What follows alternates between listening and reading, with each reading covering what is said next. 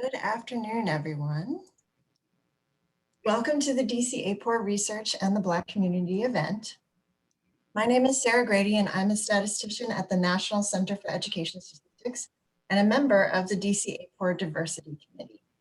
For those of you who are new to DC-AAPOR, we are the Washington, DC, Baltimore chapter of the American Association of Public Opinion Research, AAPOR. We're an active community of researchers, academics, and other professionals engaged in the methods, applications, and findings of public opinion research and survey methodology. If you are not already a member of DC-AAPOR, please consider joining. You can visit dc-aapor.org for more information and to become a member of DC-AAPOR. Also, DC-AAPOR is launching a new program committee that will be helping to plan and put together events for members throughout the year. And they're looking for members for this new program committee. So if you're interested, please email program.chair.dcaapor@gmail.com, or I'm sure you can probably email any of the emails on the DC-AAPOR website and they'll direct you to the right location. So this event today we're very excited about. It's a labor of love by our DC-AAPOR Diversity Committee. And I'd like to thank my fellow committee members and the DC-AAPOR Council for organizing this event. Throughout this Zoom session, your audio will be muted. If you have questions about the content, please add them to the Q&A box. There will be lots of opportunity for questions and answers throughout the session. Hopefully you will not have any technical or logistic issues, but if you do, please use the chat box to let us know so that we may assist you. If you need closed captioning services, they are available to you for this event by clicking at the bottom of your screen. So without further ado, I would like to introduce Camille Lloyd, the moderator of this event. Camille is the director of the Gallup Center on Black Voices. Camille leads Gallup's research initiative devoted to studying and highlighting the experiences of more than 40 million Black Americans. The center tracks and reports the progress on life outcomes regarding topics such as justice, health and well-being, economic opportunity, jobs and work, education and community, and environment. Before joining Gallup, Camille worked as a research professor at George Mason University. She has co-authored several book chapters and articles on best practices in juvenile justice education. Welcome, Camille. Thank you for having me, Sarah. Welcome, everyone.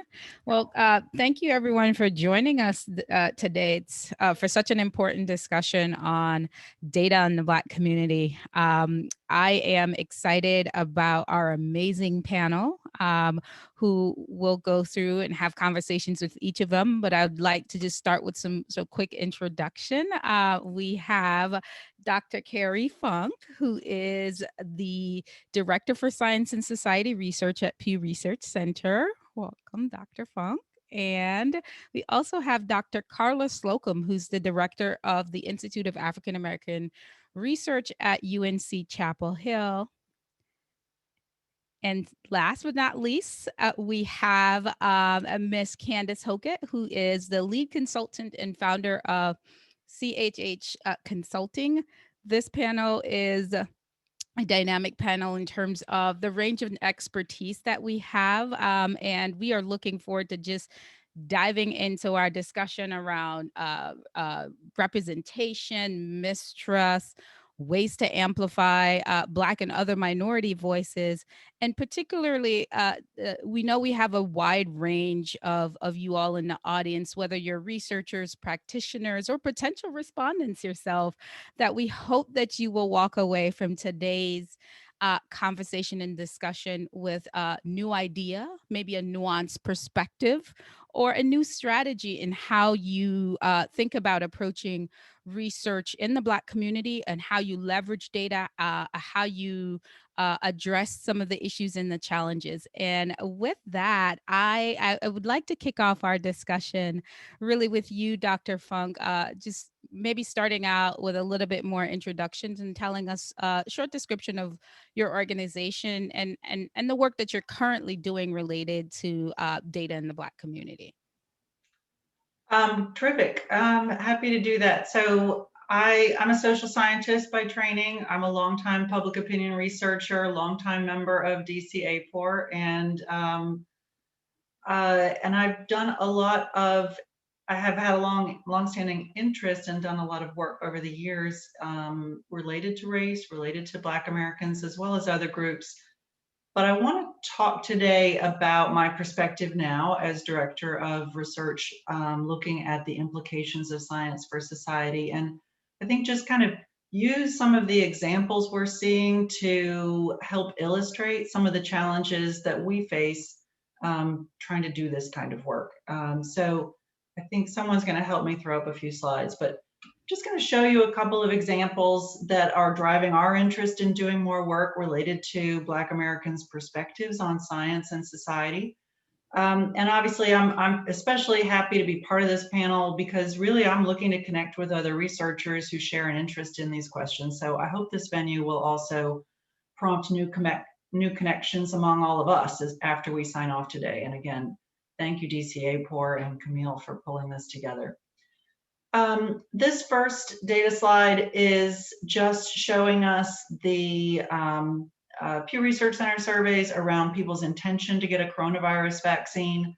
And the bottom line, the light blue line is showing us Black Americans. And the striking finding there is that Black Americans really stand out for a lower level of intention to get the coronavirus vaccine. In fact, they're the only group as of November that where you had a majority saying that they either definitely or probably would not get a coronavirus vaccine.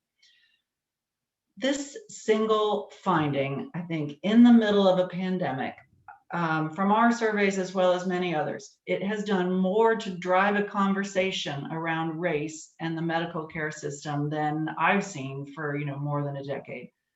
And I think it's a reminder to us how important data can be to the public discourse. As any group knows that's had trouble getting voice, that data can just help you be seen, help you start to be heard, help to start get things moving.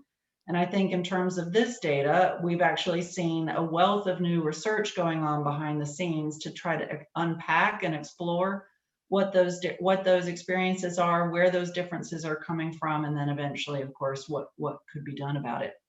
So I think a lot of that is in the works simply because of this kind of data finding.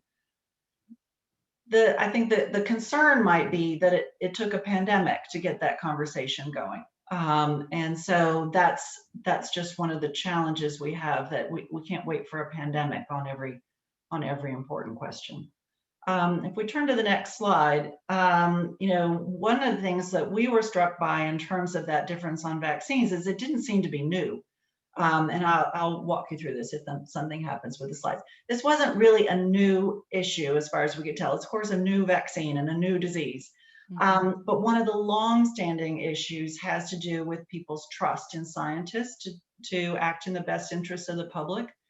And that's been around since we've been measuring. That's been around in other public polls since they've been measuring. This is a long-standing issue, and it's actually a very important question to the scientific community. They're asking all the time, how much does the public trust scientists?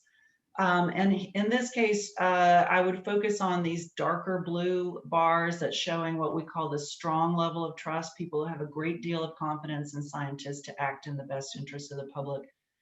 And what you're seeing there in the middle section is that on average, Black Americans tended to have a lower level of trust in scientists, particularly than whites, but and sometimes it bounces around a little bit. Most recently, since the pandemic started, we kind of saw an uptick there, but it's been lower for a while, and we don't know a lot about it.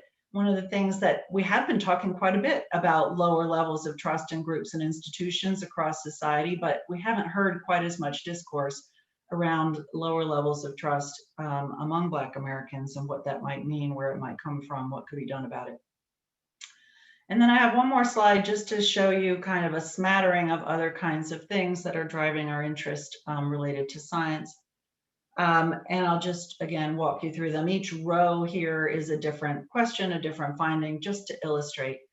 The first one talks about people's judgments around the effect of science on society. And what you see there is that Black Americans tend to be less positive. If you got to see the rest of the question, you know that they tend to be more ambivalent about the effect of science on society, more likely to say that it's been a mixed impact overall compared with, in particular, compared with whites. In the second row, you also see that on average, Black Americans tend to see more problems, more research misconduct by scientists. And in this case, we picked out medical research scientists, but actually we asked about 6 different groups of scientists and professionals, and we saw the same pattern across all of them. So some concerns there around kind of scientific misconduct and in other questions, accountability. And then on the bottom, to illustrate that we also tend to see lower levels of engagement with science among Black Americans compared with white Americans in particular. And in this case, less likely to say they have an interest in science news, but we also can see that in other kinds of ways. Now, and that's it for the slides. I want to just use those data points to help us kind of ground this conversation. You know, our focus is on public opinion research from that broad lens of what's happening in the general population. And that means you're often thinking about Black Americans compared with other groups in society. And that's a particular way to think about it. And I feel certain we'll talk about other approaches that can also be beneficial. I want to just, even if you're just coming from this lens, just talk about some of the challenges that we see. And I'm going to kind of call attention to 2 kinds of challenges. One are data limitations and what that means for what we say about Black Americans and what we think about what Black Americans see and think. And the other really has to do with the focus and commitment to be looking at research that's relevant to Black Americans. So in terms of data, you know, we are much better off than we were years ago. Those of us who've been in the business know that we were often doing random digit dial telephone surveys. We had roughly 1,500 respondents. If you're looking to reach a group that's maybe 10, 11, 12% of the population, we were very happy with 100 to 150 Black Americans in each survey. But there's not a whole lot you could say at the end of that about Black American opinion. The challenge now is that even for all the resources that the Pew Research Center brings to bear on public opinion research, and I admit we are extremely fortunate, we're still hampered by sample size issues. And we have larger margins of error around public opinion among Black Americans. And I think that shows in our reports all the time. So all the findings that I showed you today, I am very confident that they're findings because I've been seeing them in different guises for the past several years. But every time we get one of these findings, we look at it and we spend a lot of time wondering if it's a reliable difference. And that means that, you know, years pass, right, before I can call attention to it because I'm not even sure if it's real. And then if it's real, obviously you want to know more about where does it come from? What does it mean? How does it connect with other kinds of things? So if you're spending all that time because you're a limited sample size, just finding out whether there are differences or similarities, you can't get to those next questions. There's a second part of that limitation of sample sizes, and I'll get into the specifics. And the other is, and that second part is that you often want to go beyond Black Americans as a group, and you want to talk about heterogeneity among Black Americans. So again, if you don't have enough in your sample, you're never going to get to those questions. So even now, we are often dealing with much larger surveys. We have a representative panel that we've built, the American Trends Panel. We often are doing surveys with as many as 12,000 respondents. We're extremely fortunate. It's fantastic. We often have samples of Black Americans, you know, 700 to 1,000. But there's a you know, technical thing that many people here will know about, a design effect. means that your effective sample size can easily be about half that many. So if you're looking to understand generational differences or education or income differences, religious differences, there's so much you can't get to, right? Because you really can't get to the fault lines of public opinion among Black Americans, the ways in which people are similar and different. So those are, I think, some of the data challenges, even from this perspective. The other point I wanted to make has to do with focus and commitment. You know, there is something to be said about making an explicit effort to see Black Americans' perspectives, and I think that can help us drive measurement solutions. The Pew Research Center has made a commitment to doing more to help us do a better job, I think, understanding Black Americans' perspectives and experiences. So we've reorganized our research staff as well to bring a new focus on all of our work related to race and ethnicity. And I think that will make a difference over time. And in our science research, as you're seeing, you know, we've made a commitment to designing new research that can help us unpack the kinds of data clues that I've been showing you today. So I think that also will pay off over time. But it has been, you know, it has been a process that perhaps took a lot of time. So that's one of the challenges I think we can also put on the table. With that, I do want to make sure we turn over to others, and I hope that we can have a robust discussion. So Dr. Funk, before we go to others, I have one pressing question here. When you think about some of the research methodologies that we can adapt to address some of those challenges and the gaps that exist within representation, what are you finding in your work that is helping, or, you know, what are some solutions we can start to think about in terms of filling in those gaps in representation across the board? Yeah, I mean, I think one thing, there's two things that I'd say we're doing. One is we are doing more mixed methods research than probably we ever did before. And I suspect that part of that value is, obviously the qualitative is just rich and wonderful anyways, but I think part of that value has to do with being able to just focus on the group and not have that comparative lens. We were talking about how there's some pluses and minuses to saying, what's the US public as a whole look like, and being able to focus in. So I think that qualitative work allows you to just listen to one group. And then the second thing I think we're doing is basically a principle of all of this is like, okay, we don't have enough data or the right data, but we do have some data. So, you know, pulling together what I've shown you today and much more like it, being able to say, what do we know, and try to take it as far as we can is a contribution, and it can start the ball rolling. Knowing, and then part of what we're doing with that is then saying, what do we know that can help us design better questionnaires that could perhaps unpack more of it, right? To always go to that next layer.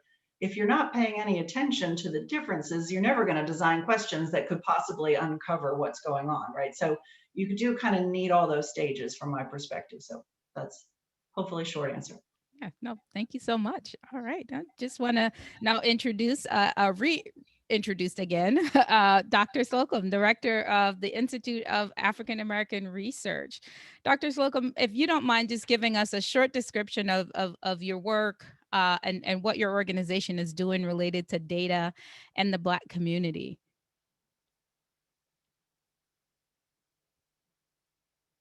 I think you're on mute, Dr. Slocum. Sorry. There we go. Yes, I am really glad to be here. Thank you for inviting me. I, as you said, direct the Institute of African American Research, which is based at the University of North Carolina in Chapel Hill. And as an institute, we're 25 years old, and our mission is to facilitate and disseminate research about people of African descent. So it's quite a broad mission. But as an institute based at a university, we provide faculty and students with resources to allow them to develop and enhance their research activity and skills, as well as share their research results. Some of the resources that we provide for them to be able to achieve this is funding, of course, but also we provide them access to research training and a research community and grant development services. So these are the kinds of things that we provide for people at the university. I am a cultural anthropologist by training, and I do qualitative research. I do ethnographic research within historic Black communities, both in the United States and in the Caribbean. That's been sort of the trajectory of my career.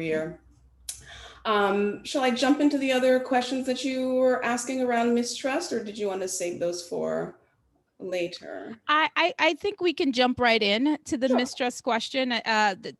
The research that you've done, and as an anthropologist, we do know that we've heard some of the challenges with conducting research with the Black community, or depending on what lens and perspective you bring to, as a researcher, that there can be quite a bit of mistrust of research efforts and surveys and studies among the Black community.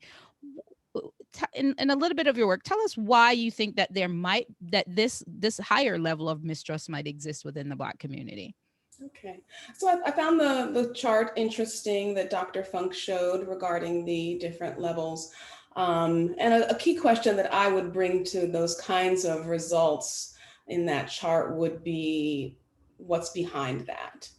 And to think about it less as a cultural kind of question or an attitude sort of question, but what has led people to have distrust? What has been going on? Where have we as researchers failed to gain trust over time? And, a common way that people have addressed this, especially as all the questions have come up in this, and while we're living in this pandemic, has been to think about history. A common way to think about this is about the history. Lots of people reference the Tuskegee study and other sorts of things historically. And I think that's one way to address it, that there's been this history of research that has not benefited the Black community, if not outright harmed and actually threatened people's lives. So we know that's a truth.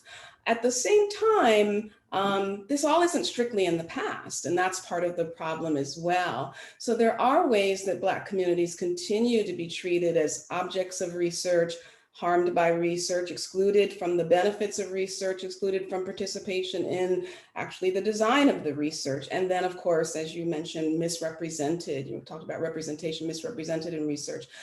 There are some recent cases of this. We're probably replete with them, but there are recent cases I can think of in social science, for example, where Black communities have been represented in a kind of sensationalist kind of way, and that pulls on all these sorts of stereotypes we have about Black communities as imbued with criminality, as places that are violent, as places that are deeply impoverished, and all these sort of negative imageries that contribute to that. Mm-hmm. And so I think that's part of it, is how are we representing Black communities when we actually write up and present the results of our research?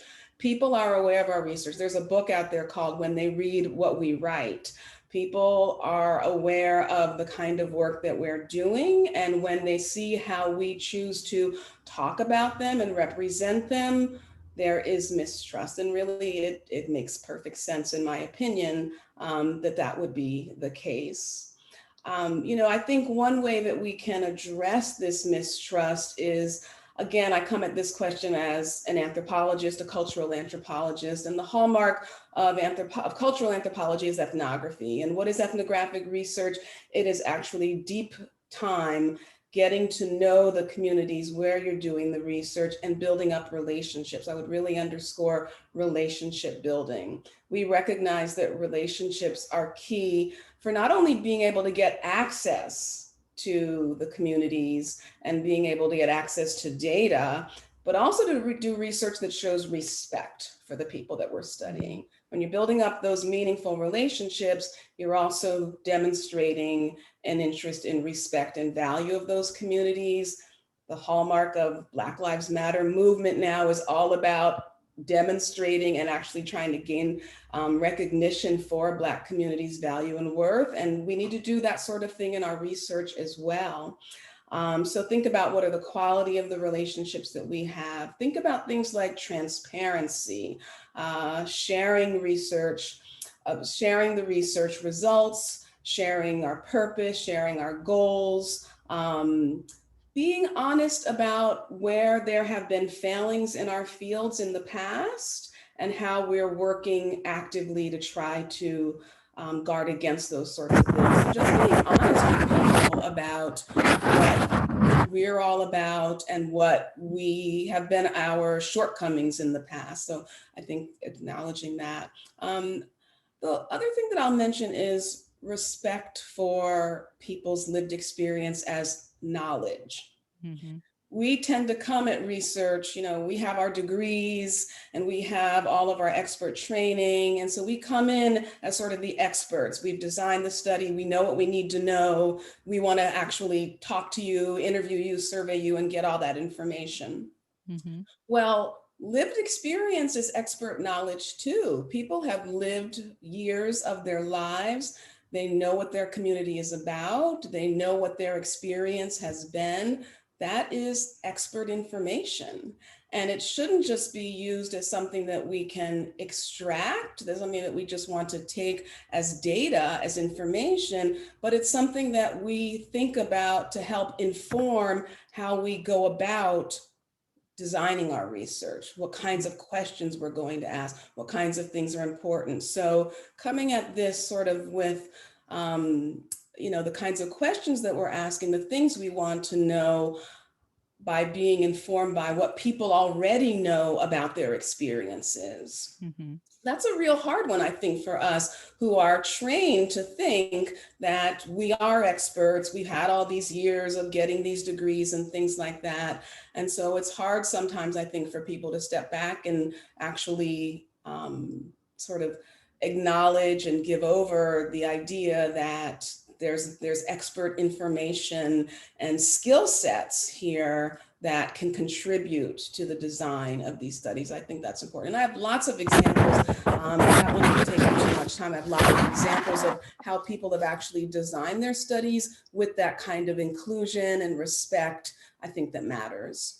I would love if you can share that with us on the researchers. When you think about what are effective ways for engaging the Black community, you mentioned, of course, approaching people's experiences as knowledge itself. But what are other ways that as researchers, we should be looking to change up our strategy for engaging the Black community? What does that look like? What does a best practice look like? I think participation of people, inclusion of people from the communities in all aspects of research, from conceptualization to dissemination. And again, so for example, a lot of people who do qualitative research will think about ways of including people in different parts of the research. But often in the conceptualization design of the research, that's where people are less likely to be included. Communities that are considered to be understudied, to be part of, to be sort of the object of the study, are not included in that even design process. And so what if we were to include people actually before we even finalize what this study is actually going to look like? So we might know that there are health disparities. Well, as we start to think about how we're going to research that for a particular community, what if we actually went to the community to try to figure out how to include them in that part of the design? And so I can actually give you an example. We're coming up on the 100th anniversary of the Tulsa Race Massacre, the event in 1921 that decimated a Black community in Tulsa, Oklahoma. And so right now, as that community is trying to do to reckon with and actually do research about what happened and really get underneath what happened, one of the things they're doing is trying to research the mass graves, the possibility that there were, actually I think it's now known that there were these mass graves that existed where people who were murdered during the massacre were buried. And so this is a research that's now being done by archaeologists and physical anthropologists who are having to do these very kinds of technical types of research activities to figure out where might these mass graves be. And in Tulsa, they have started training people in the Black community. And many people, actually, there's sort of been a history of activism for decades in this community around the fact that, yes, this history happened to us and nobody's paying attention to it. And we actually believe there's certain sorts of things that resulted from it that nobody's paying attention to. So now, after all those years of activism, people have gotten a place in the research process, and they've become trained to do the research with this technical equipment. Actually, it's beyond my own expertise, so I don't know all the details about it. But what I do know as an anthropologist is that they have been included in the full process. So you'll see them outside at these fields where they believe these burials happened, these mass graves existed, and they're excavating on the fields, and they're using the equipment that's necessary for that. So that's a way to include people. You're giving them the skill to actually be able to do the research themselves, alongside people who have the expertise and the training to know how to use those materials and equipment already. And people then get buy-in to the process, and they see that their participation actually matters. So that is one example. Another example I have is we run something at the Institute of African American Research called the Black Communities Conference. I'll have to mention that a little bit later. And in this conference, we try to connect Black communities, leaders of Black communities, artists and activists from Black communities with academic researchers who might, we hope, partner and collaborate on these different activities, research activities in the communities. Well, at our conference, one presentation stands out for me where somebody talked about the fact that she was an activist looking at health crises in her particular community. And there was somebody from a university who wanted to research this health crisis and came in and worked with the activists to train them to be able to do the data collection. And they got actually data analysis. So actually after they actually collected the data, then the activists stayed involved at the point of analysis and dissemination. So the researcher would take the activists to conferences with them to actually do their own presentations. They got their names on publications. So that's another place where somebody felt like, I learned these skills and I have my name on something and I have ownership of this too. And the person who presented this really felt like this was meaningful and valuable, and they felt fully participating in this research. So these are just a couple of examples of how we can include people more in research. Thank you. All right. Candace, Hokett, just want to turn to you in terms of just telling us a little bit about how you've engaged with research in your work. It's kind of from both lenses, about a person who conducts research with different groups, but also a user of research on different race and ethnicities and communities in terms of your advising and strategy that you provide to your clients. So Candace, tell us a little bit more about yourself and the work that you do and how you're leveraging data on the Black community with your clients and in your research. Sure thing. So I'll start by saying I got my marketing degree at Howard University, and it was always really important for me, even before graduation, to make sure that within media and messaging, Black communities were portrayed the right way. We were telling our stories and being highlighted and celebrated in ways that really mattered. And I've been able to be blessed enough to do that in a lot of my roles. So I've been working in research for about 10 years. And I would say that multicultural market research comes heavily on the one employee that might be on these primary research teams doing these custom studies internally for brands, who then gets tasked with a lot of these roles. And I will say that that's a blessing, but putting the onus on a non-white employee to be the voice and the sole determining factor for a lot of these studies in the design process is stressful. And I think what Dr. Slocum really just said about integrating a lot of these templates, a lot of the trainings and things that you can bring forth in the data collection phase is really important because it helps integrate people from an inclusive standpoint at work. So I've been able to work for a bunch of different companies where I've been able to do this. So in the retail space, I've worked for Macy's, and I've transitioned now towards media where I really wanted to be. And that started in TV for Black Entertainment Television, a BET Viacom network. And then most recently, Refinery 29, a Vice company, which is always speaking for all women, but specifically putting a halo over subgroups and ethnicity groups and identity groups at large for inclusivity. What I'll say now I'm doing is I'm working as an independent contractor. I love this space so much. So I don't want to really do much else unless it really comes from this intent. And of course, I've touched a bunch of studies from quant to qual, but I'll say I'm a qual baby myself. And I definitely do value the color and the storytelling that comes from this aspect of interviewing and ethnographies. So I'll say that my range spans, but what I've been able to do now as an independent contractor is work with really great companies and agencies for our clients who want to do work like this because everybody's talking about it and everybody now feels the need to really start walking the walk, and that's totally fine. So where can you go? There's a lot of companies probably even watching now that are great partners, but even the company that I'm working with, Research Narrative, outside of CHH Consulting, we do a lot of media research. And I'll say that for starters, one thing that we're doing is we are putting a lot of onus on our sample partners. Cary mentioned this from the Pew side, and knowing that there is a larger margin of error when you're taking things and really trying to net them back to a nationally representative sample. And let's just say that's 1,000 representatives.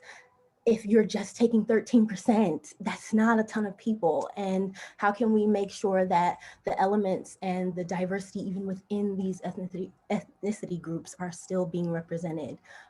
It's really important. So what we've been doing with these sample partners is working with recruiting and getting them to be more inviting to the Black community, like these two really just mentioned, which is involving at the recruitment stage more than just display ads, which I know is so hard right now because it's coronavirus and we're all in a pandemic and we're all really being talked to virtually. However, the community, and to find these virtual community groups, whether they are church groups, community center groups, alumni groups, HBCU, groups, small Black-owned business entrepreneurial groups. There's so many, and it's easier said than done to try to get these sampling partners to do that. But hopefully, with all of the demand, there will be more advances, and we can just kind of hope that these conversations lead to it. The second thing that we're doing is working with clients because they're asking for this. And then that is a trickle-down effect. These sampling providers, they want our business, and we want business with businesses who want to be better. So we all need to do better. And I think that leads to my second point as to how us at Research Narrative, and just me in general as an independent contractor, making sure that brands want to talk to underrepresented groups, that being the Black community, and taking the focus and making that cohort even bigger.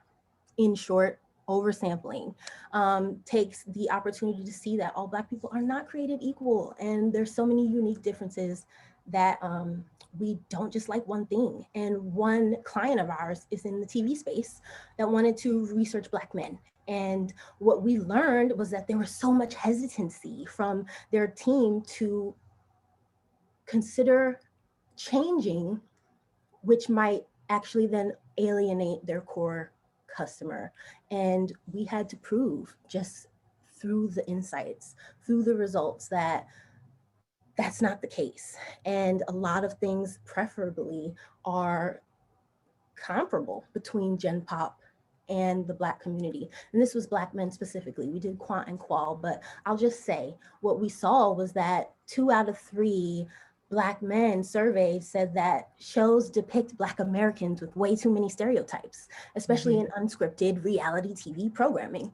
And Dr. Slocum really just mentioned that, and showing that we want to see our stories being told positively, and knowing that we have to make sure that the data reflects men and or women, depending on the target, who are really saying that. And then thirdly, since this summer working with Research Narrative, it's been really great.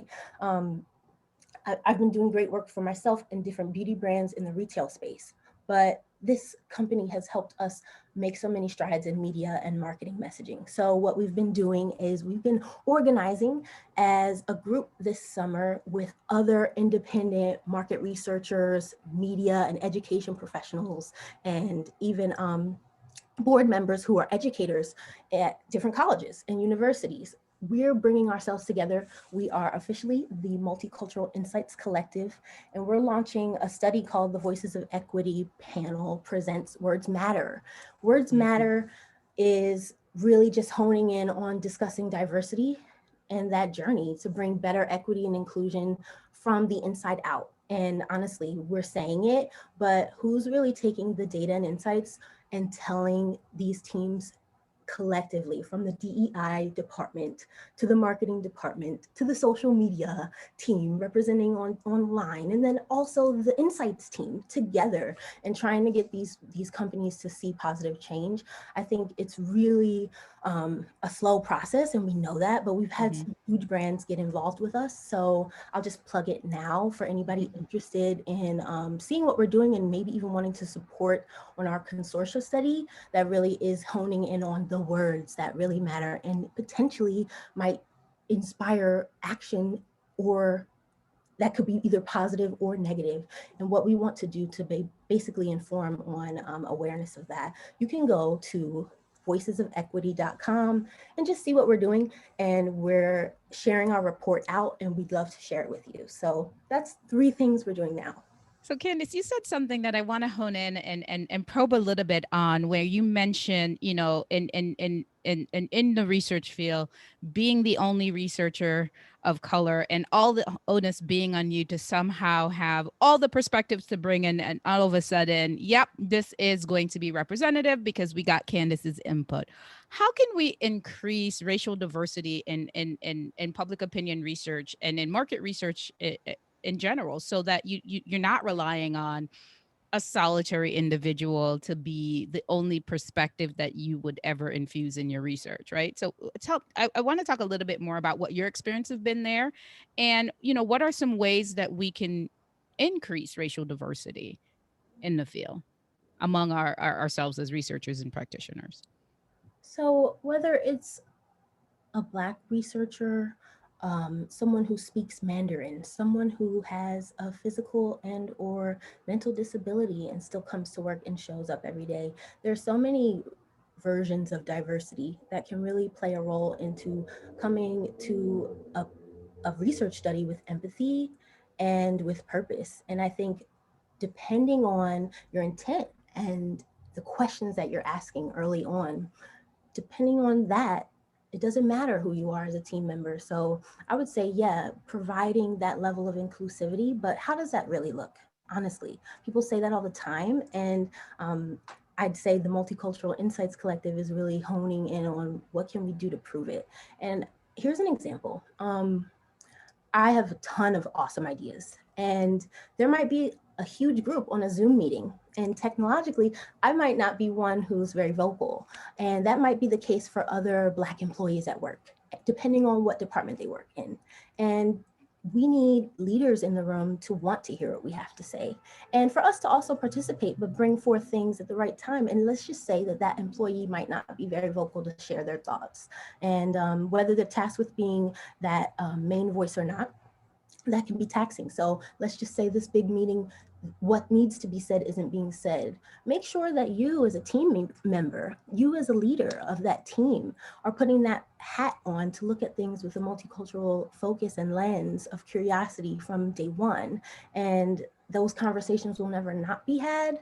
That's really important to me, in my opinion. And I will say also, just knowing that employing other Black researchers is a necessity. So not making it something that is honed in on just that one person, making sure that that one person has a pipeline of other potential, you know, colleagues that they can help bring out more work opportunities too. And even if that state stands on outsourcing to contractors and vendors, take for instance, I know possibly in the virtual room right now is like Ebony Systems. They are a recruiting agency that speaks to Mandarin focus groups, Latinx based qual studies, Black market researchers, and finding sample for each and every one of them.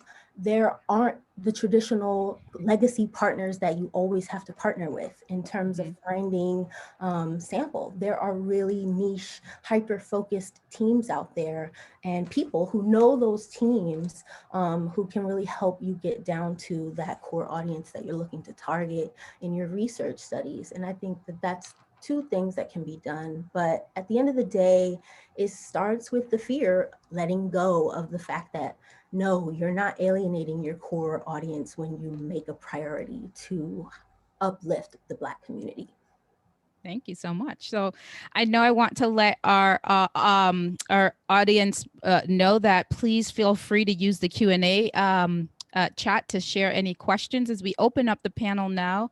I know we have a couple of questions that came in. Dr. Funk, this one was particularly a question related to understanding attitudinal differences among Black adults from a socioeconomic standpoint. And, you know, what do we see in terms of the research you shared on trust and a willingness to take the vaccine? Did we see any differences by socioeconomic group or age among Black respondents for that study?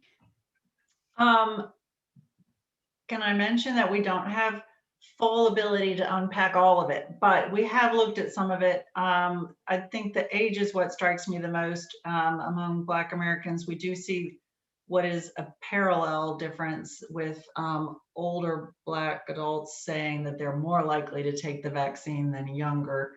We see that among the population as well, with the idea that people who are older see more of a need for it.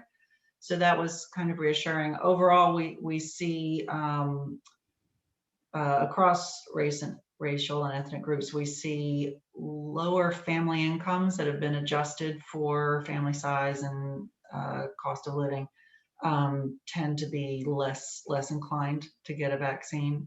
So that's the big pattern. And we tend to be limited to break that out by group beyond that. Mm-hmm. Dr. Funk, the follow-up I had to that question is, for something that is as serious as, you know, taking a vaccine in the middle of a pandemic, what can you do now, or what can we do now, you know, just thinking about your background in terms of public trust and engagement, to overcome some of that hurdle? Is it sharing the results of our studies that say acknowledging that mistrust and acknowledge that a lack of confidence in science? What do we do in terms of starting to make change or to move towards, you know, addressing some of those issues so people aren't as skeptical when they see these results, right? There's an underlying mistrust of statistics in general. What can we start to do now? Because I feel like, especially on the pandemic data, that we're in this critical moment where trusting or not trusting can mean life or death. Yeah, excellent point, if sobering. So I'm seeing lots of studies around the country, often on a community level, as Karla was saying, you know, building relationships with community leaders and doing things to usually qualitative, but often both, a little bit of both in terms of qualitative and quantitative, to build relationships with people to understand better where they're coming from. In terms of the data that we see at this kind of high level, to me, the value of this kind of data is that it shows you these big patterns, right? So you obviously are going to miss a lot of the nuances because none of us as individuals looks like the average American. But you're trying to see the big patterns and not be distracted by some of those smaller things that are true about each individual. So to me, the pattern there is that number one, we've also tended to see Black Americans look different when it comes to their beliefs about other vaccines. So the measles, mumps, rubella vaccine. So we also see government data telling us that Black, I'm not sure about adult or children in general, but Black adults have lower immunization rates. So we know there's something else going on beyond the coronavirus vaccine. So that tells us that this connects to a broader set of issues. So that's a way in which you can use the data with its limitations to at least point you into some directions. Mm-hmm. Sorry, the bigger question about trust is everything that we kind of have said. It's like, how do you rebuild trust? Well, this is a big problem, but you do need to acknowledge what the sources of experience were that might drive lower levels of trust, and how are you going to do it differently? And that's an ongoing conversation. I think you don't do it just once. Mm-hmm. Dr. Slocum, I'd like to pivot to you on that one, because there's some of those deep historical reasons why. And I think that we know some of that is not new. Like, you know, I remember growing up learning about the Tuskegee study. How do we take those experiences and learnings beforehand when we approach something like a pandemic? And we know that vaccination is going to come, is going to be something that will come out of research and work, but we know that that's already going to be a hurdle for our Black community. What are things that we can start to think about, knowing our history and past experiences, to help, you know, mitigate some of the potential barriers that will exist for current efforts? I think you're on mute. Okay, sorry about that again. There we go. I would return to the point also about acknowledging that history and acknowledging that past, so that we're candid about what has happened. I mean, I think people want honesty, people want transparency. And I think in order to get, you know, a sense, for people to have a sense that they're actually, you know, somebody's not trying to put a silver lining on something or just sort of gloss over something. I think you have to be honest about what has happened in the past and all the efforts that you're doing to make sure that sort of thing doesn't happen again. I do think the things that have already been brought up are relevant here, and that would include who is at the table when these sorts of decisions are being made. So for example, if there's a public campaign, I feel as if we have heard repeatedly information about the low percentage of African Americans who are trusting of the vaccine. I think I was hearing recently that that's changing a little bit, but we've been hearing that a lot. Well, what if we heard less about the fact that there's mistrust among African Americans about this, but more about the reasons why, more about what has been happening to lead to these kinds of perceptions, and then what people are doing actively to change the problems that have existed in the past, not just the goal is to build up trust, but the goal is also, for example, with the vaccine, to get people to be trusting of the vaccine. Mm-hmm. And therefore, I think what needs to happen is a sense of just letting, you know, being honest with people. I return to that point about honesty, but also getting other people involved, getting more African Americans involved in this particular case, in those campaigns that are being disseminated, and that, you know, Black people are centered in those kinds of campaigns rather than sort of seen as objects. I'm not sure if that makes sense, mm-hmm. But I think, you know, you always want to have whose message, who you're trying to target a message to, who you're trying to assist, be included in the process as you try to figure out your strategies. And so I think we want to have representation in those strategies. Okay. Candace, this we had a question around, overcoming the African American or Black stereotypes that's usually portrayed in media and entertainment. So, how can we overcome some of these stereotypes? What does that look like? Is it infusing research into the decision points when companies or organizations are making decisions on what to display, what aspects of Black culture or Black Americans to include in a role or an imagery? What does that look like? I think it's no secret that market research has come under quite a bit, or the lack of proper market research and ads and branding over the last, in the social media era and with cancel culture, that there's more attention being paid. But how can African Americans overcome some of these stereotypes that are portrayed?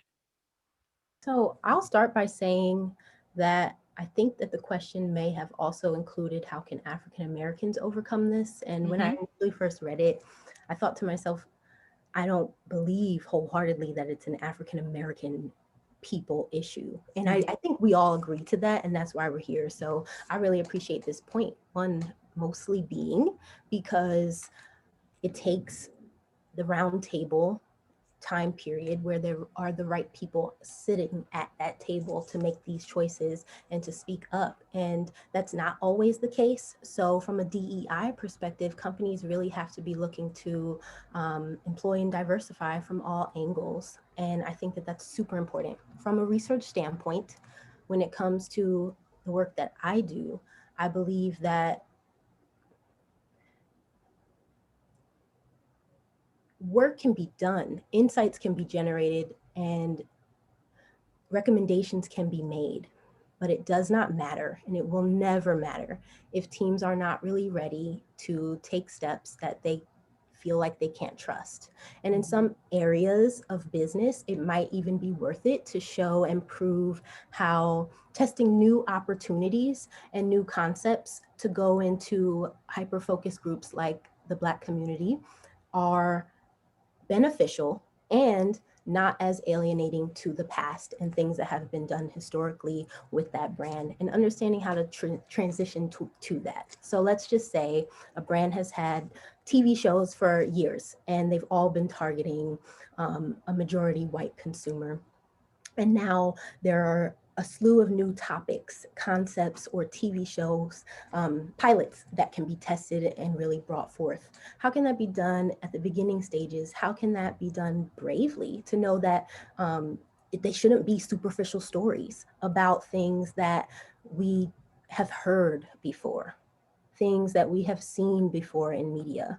Tell a new story. There are so many angles to the Black community and where we live and how we shine. And it's not always the traditional negative stereotype, drama-filled storyline, or I'd say rags to riches or out of the gutter type of mentality. There are so many things that can come from a more positive light, and it takes people wanting to take that route, knowing that the numbers and the ratings won't decline significantly, and that other brands are doing it, especially on the premium side and on the streaming side, that you can clearly see are significantly succeeding. So there's no excuse for making content that is potato chips when we're really looking for substance and sustenance, the real meat and potatoes to the media. And that range of that performance, Black culture is not just trauma. There's so much joy and creativity and kind of like opening up to that wide spectrum of what that Black experience is. We have a question, and I want to pose it to all three of you ladies. It's really about where Black voices are represented in conversation. So as researchers and users of data, where do you think that Black voices are represented in conversations and decision making around data, and where do you think that Black voices are missing? So I'll let you all, who wants to go first? Oh, you're going to let me pick on. Okay. All right. Dr. Slocum, where do you think Black voices are now being represented in conversations and decision making, and really where you feel Black voices are missing? So one challenge I think with this question is, I think there's variation. Mm-hmm. I think there is variation. I mean, we have to remember, first of all, that Black communities are not monolithic. I think we also have to realize that research studies are not monolithic. And so one thing I think is that we're going to see variation in where and how Black voices are represented and included well. So it's hard for me to think about a particular area where Black voices are and where Black voices aren't, because I really do think it sort of varies across areas. I'll be interested to see what the other panelists have to say, but I do find it hard to sort of pick one particular area. I think you're always going to find areas where Black voices and participation is missing and underrepresented.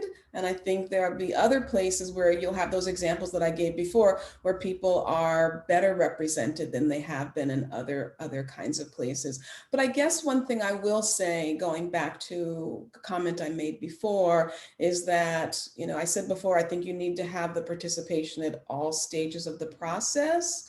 And I do think we don't tend to think about Black community participation, and probably other communities as well, but Black community participation in research at the design stage, at the analysis stage too, at the dissemination stage. I think the part we've been better at including people in, if we have done that, has been in, you know, maybe getting people to be research assistants when we go out and we do surveys or we do interviews in the field or that sort of thing. You see studies that are designed more with that portion, but I think it's more rare to see somebody who has organized a study where, when they're sitting down to conceptualize what are the kinds of questions we need, where should this study actually go, who should be the target participants in this study, target respondents in this study. That's the part where we don't see people at the table. And then certainly at, you know, the dissemination, I mentioned before the example of somebody who actually included somebody as a collaborator all the way to the point of publication, somebody who's named as an author on a publication. That's rare. Mm-hmm. And I think we could see more of that, because as I mentioned before, I think it would benefit us to see more of that, because as I mentioned before, that's where people feel respected, valued, and included. Okay. Dr. Funk? Okay, well, I mean, my mind was really focused on the workforce in terms of that. I do see that the more diversity, and as Candace says, at all kinds of levels, the better. And certainly the Pew Research Center has this whole collaborative culture around designing public opinion surveys. We feel that we need that. No single person should ever be writing a questionnaire, because no single person can ever even try to phrase things in a way that relate to people. So the truth is, I think that that means that the more diversity you have at that table, right, the better in terms of the nature of the product that you're bringing together. And we don't have enough diversity in the workforce. So that's really where I've been focusing in terms of thinking about what do we do next? How do we do it? And there's a couple of things I'll put on the table. One thing I always thought was that social researchers often like doing work that they care about, that they think make a difference for society. And so the more work we do will also be kind of reinforcing in terms of showing people that this area of research does have something that speaks to you, and you could do something you care about and also pursue these careers. And I don't know if you want to go with that, but Nope. Okay, so and then so that's one thing. And I guess my general thesis is I don't have control to do lots of things. I can't hire lots of people. There's lots of things I can't do, but there are also things that I can do. So to start with what we can do to broaden that conversation is what we should all be focused on as individuals. And then there's other things organizations can do. Mm-hmm. What about you, Candace? What can we do? What do you think that you see that Black voices are represented more, and where they're missing? I mean, it always starts with who are these voices and how are they representing the entire culture, but we'll leave that aside. And I do believe that most often I see from a capitalistic mindset, always really seeing representation in spend data. And when it comes to TV viewership and ratings and talking about how much the Black community consumes. But when it comes to the trend forecast mentality and that whole space of being trendsetters, the Black community has and always will be at the forefront of setting all trends within specifically media and entertainment and a lot of things social media wise, even when it comes to just pop culture at large, music, etc. And I say that where we don't end up getting that representation, even though we're there, is the highlighting of our work, the recognition of our input, and the importance to make decisions off of our stories, and knowing that qualitatively we speak volumes just as much as our numbers do, and it says sometimes a totally different story. Spend data could say one thing, but when you really hear what the Black community might have to say, it might be completely different and way more colorful and important for change. And I think even when it comes to stuff we mentioned earlier regarding COVID and the reluctance to trust and really be interested in having, you know, a vaccination be something that may or may not, in your mind, change your life as a Black woman or man. I think here is really important to create enough communication that is visual, that tells stories, that has real people showing and communicating their experiences, whether positive, hesitant, and or negative. I think the span internally for research purposes is really important, but also communicating that on a marketing lens is really important too, to start to really get people comfortable about talking about it, get over certain things that might be difficult to say, and to admit whether a part of the Black community or not. And also just making sure to see that numbers are not lying, and then putting faces behind those numbers and names is really important as well. Absolutely. Thank you for that. We have a question here related to just the challenges that exist in terms of sample size issues. The question really talks about the result of our limited sample size issues and tend to lead to overgeneralizing of our findings. So the question here is really about where are some of those opportunities for more disaggregated data to spotlight significant differences among the Black community. And I'll put my spin on it before I throw it out to you ladies, is that I feel like marketers and advertisers had figured this out, and we struggle with this from a social science perspective, which is how do we find opportunities for disaggregating data? What are those opportunities, and you know, what can we do to spotlight significant differences among the Black community? Candace, you want to go first? I do not. I want to. Okay, all right, that's fine. Dr. Funk, I saw your mute button go off. Okay. I mean, there's a few things you can do. Obviously, you can push some of the analysis and disaggregate to its full extent. And we also often use regression analyses of one way or another to try to get more purchase, so you can talk a little bit more about patterns. But the thing that I think that you'll like the most is that you can also highlight some of those open-end comments or other kinds of qualitative measures. And what you pick out to highlight really can, you know, it can play into a stereotype or it can help show that diversity. And so you could be really thoughtful about what you're picking out of those. And I think that would help illustrate some of the differences. Mm-hmm. I was going to really talk on that same space, especially within qualitative and how much depth there is to an answer, and also bringing the right leaders into the room at that point in time, outside of just discussion guide creation, having them really sit and watch these conversations happen, the inflections, the expressions on the faces, the hand gestures, it all matters. I had a client who we sat through 2 months of a quant and qual study in the beauty space to test products that had different shades aligning to those multicultural women.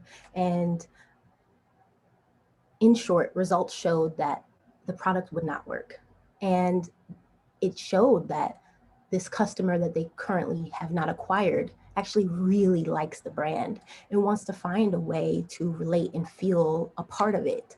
And one comment specifically in qual, but not in quant, came up in each of the 4 groups we did about the fact that the social media page did not feel relatable, whether it was about who they saw or what they read in the tone and the slang and the colloquialisms at large and the fun that came and the music choices that came along with branding and talking back to the consumer. Sometimes numbers will tell you, oh, what a clean social media page if you ask that quant question. But then when getting people into a room, what we learned was that there was still room to meet the Black community where they weren't currently meeting the Black community on social and in marketing. And that's a clear example.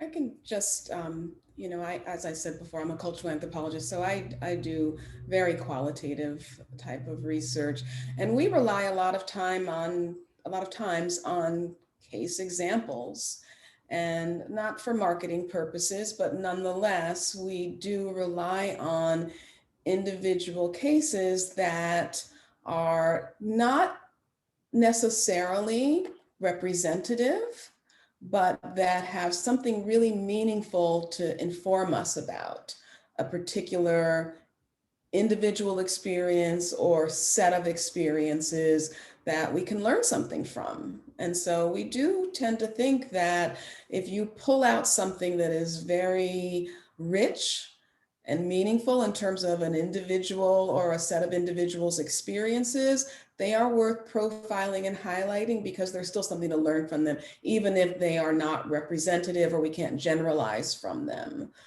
in the ways that I know a lot of scientific research relies on. So this one is a deep question, and thoughts for some reflection. So this question is really about how, as researchers, about the importance of coming to grips with our own bias, and addressing systemic racism. So I want to kind of phrase that more in a question, and maybe more from your personal lens and your work is, how do you interrogate your own practices in terms of addressing any potential bias that might be seeping into the design of your research, the execution of your research, or your insights that you're providing? I can say, being a part of the Multicultural Insights Collective right now, this consortia team of a bunch of different people, ethnically, we are extremely diverse. And then there's also a ton of gender and just age diversity. In general, when we get together for a meeting, something that might seem like a really quick turnaround gets discussed and really thought through. And people agree, people disagree, people challenge statements, people really put all of us in the position to make sure we're putting an unbiased hat on when we're conducting. And I love that. And we're also doing what we need to do to make sure that we're recruiting for those right voices and working with partners that are giving enough time and enough budget to actually implement the feasibility of that. So I'll say that just in a nutshell, but yeah, it really is difficult and it's hard when you are the minority. So on the other aspect of things, if you're not in a group that's, you know, as diverse as something like that, ways that you can make sure that you do this. I was a mentorship program creator when I was in an employee resource group back at Macy's, and the organization was meant to help Black employees matriculate way higher than where we were falling off and moving and leaving the company. And how we really implemented strategies to do that was finding mentors that were also minorities to have one-to-one relationships with employees, but then also having those employees find a really close ally who can promote and just advocate for the things that they talk about at work. So they have that person saying, hey, Candace, what do you think? We want to make sure that we bring up something that you talk to me about one-on-one. Let's bring it up in the meeting. And then those types of conversations become easier to have. And that could happen with minorities and or not in big groups at work.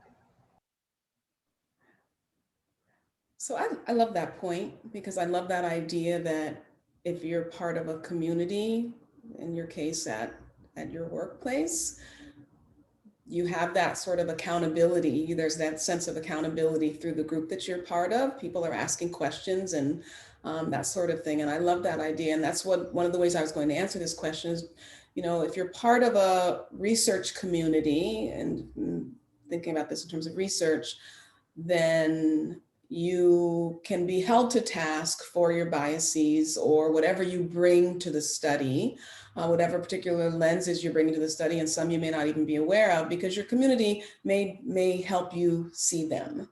If you're sharing your work ahead of time, we write proposals. If you're writing your proposal, things like that, you're sharing it with your colleagues and your community, people will raise those kinds of questions. So that's one way in which you can be held accountable and to task for things, you know, the blind areas that you might not see. But I'll tell you one other way that I think is really helpful. And again, this is based on me doing research by, you know, spending extensive time within the communities where I do the research. People will hold you accountable themselves. The research community will hold you accountable, and they will ask you questions, and they will tell you right up front something that you're not seeing or some bias that you bring. I have been held to task by the communities that I study. And this is, I think, a really good time to mention also that even if we identify as African American and we are going to study an African American community, that does not mean that there aren't certain sorts of things that we bring into this experience that we need to take account and take stock of. And again, I could regale you with many stories about people who have held me to task for whatever I bring, whether it's, you know, my American identity, whether it's my gender identity, whether, and almost always it is my academic university identity. These are the kinds of things that people have brought up for me all the time. And then there are even communities that I have studied that I think of as having a family connection to or some sort of family tie. And people will still remind me that, well, you may have that sort of tie, but you still bring this, that, and the other that sets you apart from us. And so you don't know everything. So those are the kinds of things that I think is important to remember, is that there are multiple ways in which you can be held accountable by your colleagues, your colleague community, as well as the African American communities, the Black communities that you are engaging with when you're doing research. Absolutely, because we'll hold each other to task on our methods, right? And so interrogating our practices. Cary, anything on this one in terms of, you know, how do we interrogate our own practices as researchers and our own biases that we bring to our studies and our work? Yeah, I mean, I found that really powerful. I think that you confront your own biases one little itty bit at a time. And so I rely a lot on that collaborative process that we talked about. You don't, when you're thinking about research, I guess you're constantly trying to work against your individual perspective, and that's why you need that group input. And I especially use sometimes when you're at a point, if you're getting too invested in what you've put on the table, if I hear from two people something that they didn't like, they didn't think was quite right, then I know for sure that I am wrong and I need to change, right? So there's something special about that group process that really helps us. And I think what I took away the most today that I want to just put back in my mind is the idea that people read what you say about them. So that think about the audience of the research, no matter what kind of research we're doing, and saying at the end of the day, can we all be proud of how we presented that in a way that I think, is respectful and accurate. And so I know I'm just looking at the time, Candace, this one I feel is square in your spot in terms of what should brands be doing to be more sensitive in marketing so they don't end up scrambling to apologize to some racial or cultural group that they have offended. What does that look like? What is that process? What should they be doing differently to avoid those situations? Yeah, I think this is a really loaded topic that can come at you from multiple ends, depending on where you're coming into the conversation and what conversations are being had. When specifically thinking about Black Lives Matter, which I'm assuming most brands are stepping up to discuss, I think that when it comes to marketing and sensitivity, the first thing is to know that if you're not ready to say something, wait and don't say anything at all, because you might get some, backlash for something of that nature, but you might have the time to really sit through and have a thoughtfully craft response. I think that that's one thing. Another thing is consistently putting your executive team, especially the ones in leadership positions for many teams that are either revenue driven or marketing focused, to really make sure that they are having unconscious bias training and other things that promote DEI practices just at large. I think that that's really the biggest thing at work. If we know that we're always thinking about it, we can be sensitive towards it and be a fly on the wall longer to notice what things are being said, and maybe not to put out something that seems like what everyone else is talking about, but also to really make sure that you're adding substance and even statistics when it comes to researchers that really inform your decision and show how you can take a stand. So I think that those are a couple of things, but it is really hard. And I think that the point of apologizing, which is the second half of the question, when a group might be offended, is almost inevitable. It happens. It even happened to a group that, I can't even think of the brand, so I'll hold it. But I think it was Rihanna and Fenty.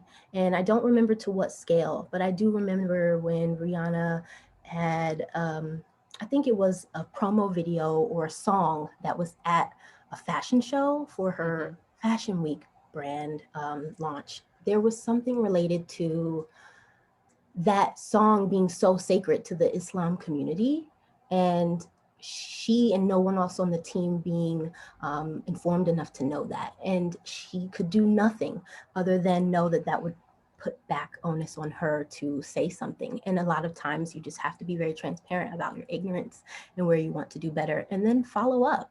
A lot of the brands that I've worked with this year have put out statements last year around February, March of this time when things were happening after George Floyd and everything, but specifically that.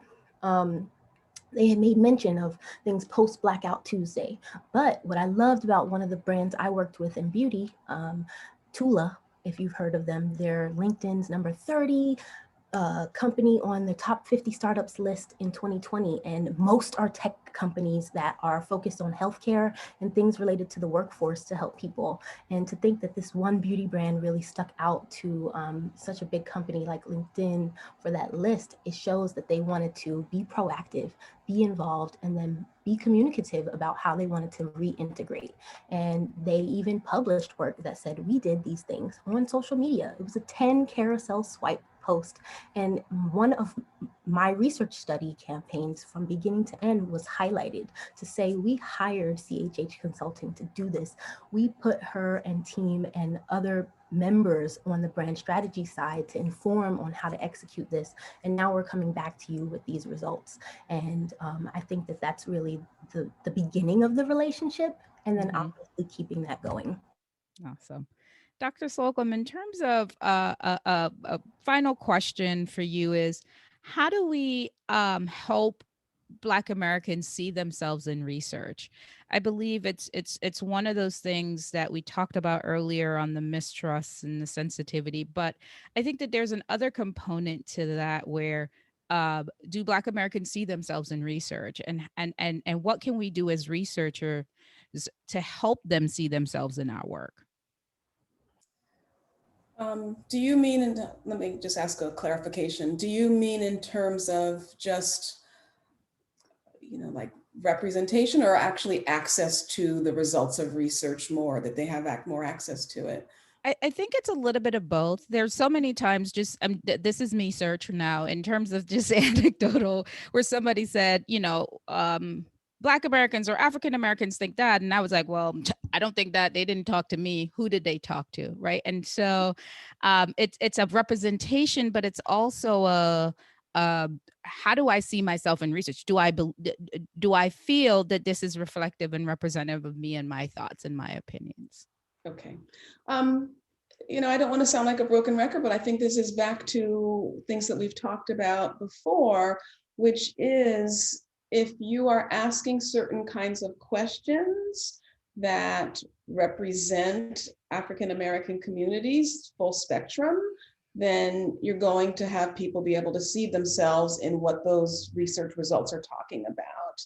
If we're missing certain kinds of things that are going on in Black communities with our questions and even our categories, then people are not going to be reflected in that research. And how you make sure you get the right questions and you get the right categorization is also through inclusion of people in that research process at the very beginning, in the design stages I mentioned before.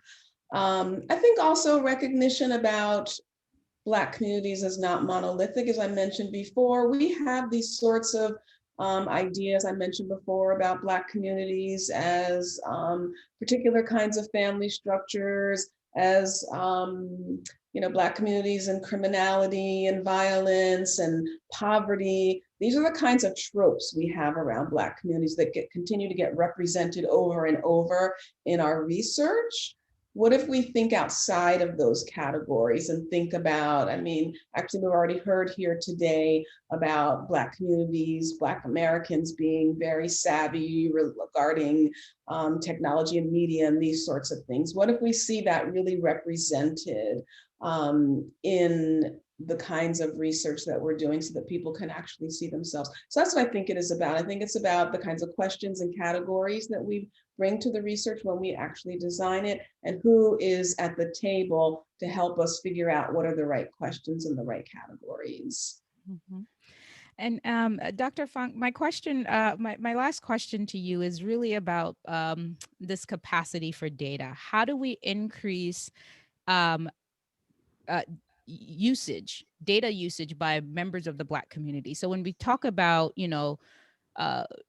building the full spectrum of use of our, from the beginning in terms of when we're designing our studies, but also on the back end. And I think that that's kind of one area that sometimes don't always get talked about as researchers, which is the use of our data.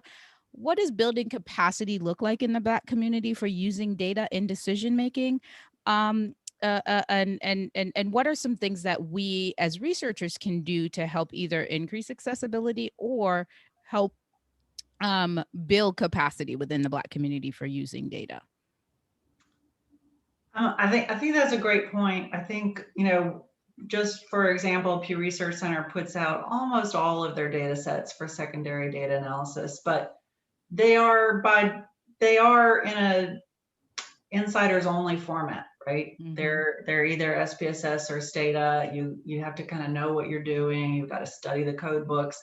there could be a lot of other things that we do to make that data more accessible. You know, from old days experience working at a university, I saw a hunger for more data that was relevant. People were looking for it, right? So how can we get it out there and show them how to use it? We can make them experts. Maybe that's not realistic for everyone. We have done some other things with making basically interactive data tools on the website. We don't do it all the time, but we do it some of the time. And that is a lot more accessible as a format where, you know, so that if you just want to know, then you can find it. So I think that might be a pattern, a path to go down. Absolutely. Well, ladies, thank you so much for your time in this wonderful discussion. I'd like to thank our participants for joining and for your wonderful questions. Just rounding us out, where can we find more about your work? And if you could just quickly just kind of let us know, for those of us that are interested in learning more about the work that you're doing and how we get connected to you. So I can go. Oh, Dr. Slocum, sorry. So this has been a pleasure. I've enjoyed it so much, just speaking with you three ladies. It's been awesome. And I know it has been for everybody else on the panel, just watching and listening in. So I'll say that for sure. So thank you very much. But you can find me on LinkedIn, Candace Hokett, and I'm pretty approachable via direct message and available for many multicultural research projects, quant and qual related, but very much here to promote and talk about my baby right now, which is the Multicultural Insights Collective's Words Matter study, which is being run under our Voices of Equity vertical. And within equity, there's so much, but right now we're thinking about which ones of those words really hold the most power and what we can do to shift that power to purpose. So you can email us at info@voicesofequity.com, or you can visit us at voicesofequity.com. Okay, thank you. Dr. Slocum? Yes, you can find more about the Institute of African American Research and me at our website, which is iaar.unc.edu. And I also want to mention that we have something that's coming up in March called the Black Communities Conference. It's something that we've been having since 2018, and it is exactly related to what we're talking about here. It is a conference that helps academic researchers collaborate with Black communities and people who are doing work inside Black communities, artists, activists, nonprofit organizations, and so on. And so I'm actually going to put the website for the Black Communities Conference in the chat, and we welcome more participation if people would like to join us for that event. And I just want to finish by saying thank you so much for having me. This has been also a pleasure to speak with all of you and learn so much from you. Thank you. Dr. Funk? It's fantastic. I wish we could keep on talking. It's really been fascinating. You can find all of our work at pewresearch.org. You can email to reach any expert we have at info@pewresearch.org. On the website, there's a topics page for all our work related to African Americans that kind of has it all summarized there. So hopefully we will connect down the road. Thank you so much. Thank you, everyone. I'm Camille Lloyd. In terms of the work that I'm doing at the Gallup Center on Black Voices, you can go on gallup.com, or you can also listen to our podcast called Cultural Competence, wherever you get your podcasts. And thank you so much. Enjoy the rest of your evening. Thank you. Thank you.